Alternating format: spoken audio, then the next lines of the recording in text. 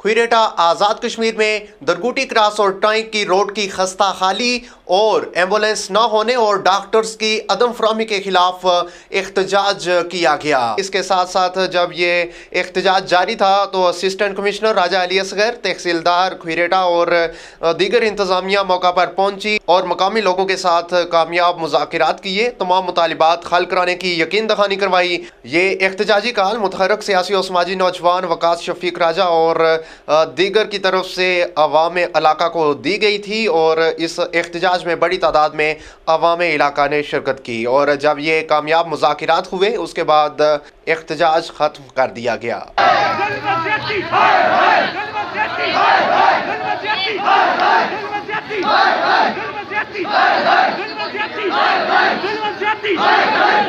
नहीं चलेगी, नहीं चलेगी, नहीं चलेगी, नहीं चलेगी, नहीं चलेगी।